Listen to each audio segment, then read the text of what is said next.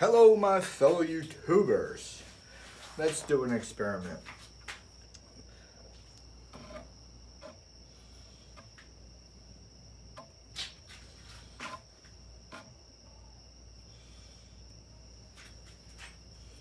So we're dealing with some magnetic flux of the wheel. Around this rim here, I have magnets that are positive and negative as well. And I have this neodymium. Let's see if we can position this neodymium as a third party. Now I want you to know there's a PMH down here with no coil, but I do have these neodymium magnets on them, north and south, as well as the PMH over there with the coil. Not only does it have the coil on it, but there's two magnets on it. So we're dealing with 3 parts of magnets that are fixed. Each PMH is now a fixed field, and we're going to leave this as a fixed field, and we're going to go ahead and put some spin on this. And one thing I've noticed with these experiments that I didn't know before is that when you have a magnet in your hand and you approach another magnet or 2 magnets or 3 magnets, what I've witnessed is that you create a torque. It's like a spring. The way the relationship is between this magnet, which happens to be a north, and here's the south.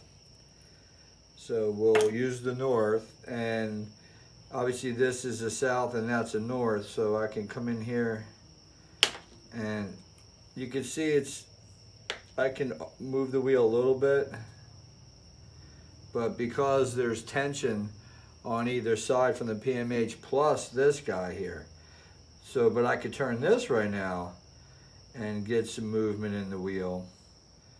So there's a magnetic coupling to, now remember, every time I turn this, it's got to overcome these magnets that are on those PMHs, so there's a lot. I'll put this magnet over to the side. I'll bring that just a smidge closer.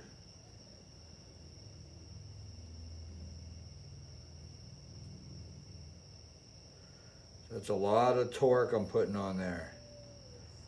To get that to break the magnetic field between the iron or the magnet and the magnets over there.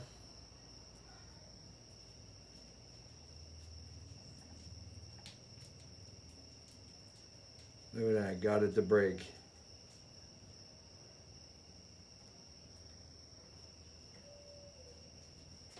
Now I'm holding this and the torque is now on this.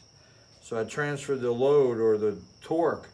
So you can see how it's pushing this. Now let's do the same thing in reference now we have magnets I explained everywhere. Now we can also see that my magnetic coupling right now from this magnet is affecting the wheel, right? You can see the big heavy wheel because I'm affecting here. Now watch this. Now I'm going to put it at a certain angle, and it seems to want to you give it a little spin, and it's going to seem to want to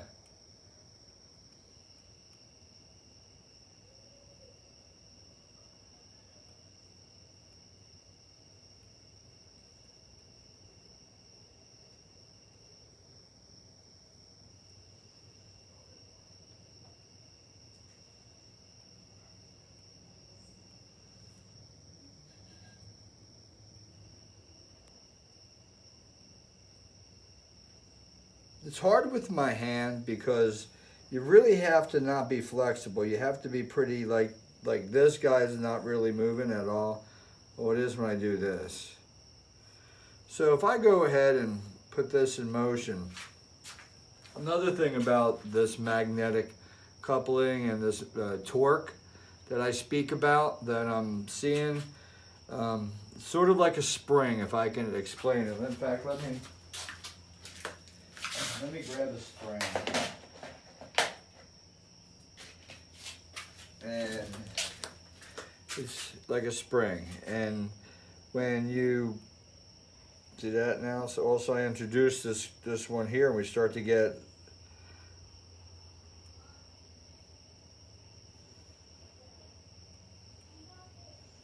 so with the spring is what you're doing is you're pulling it out, pulling it out, pulling it out.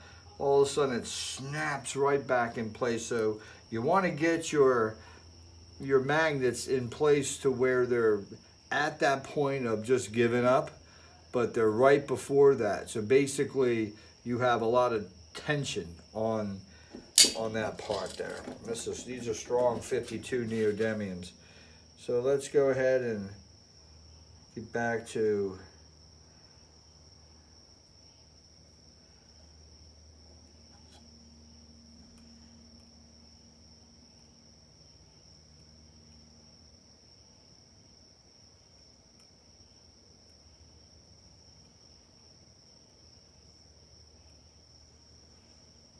pretty interesting.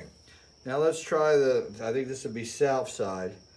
Let's see if there's a difference here now. Look, I don't even have to touch it, just wants to give itself a little.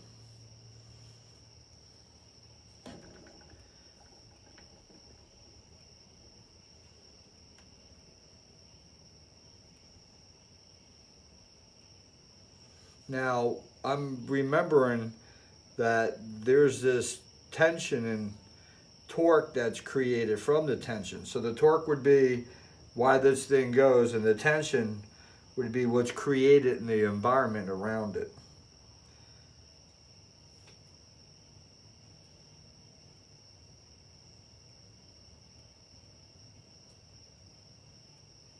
Leave your comments.